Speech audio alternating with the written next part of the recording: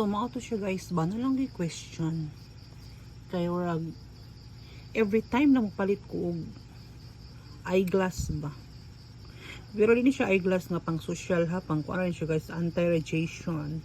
Every time na mopalit ko og kuan kanang eyeglass kanang syempre na dyan na siya eyeglass no, kay eyeglass may gipalit dayon pustanan sa eyeglass, and kini pud siya sure pud ko na pang trapo ni siya sa glass sa ang eyeglass.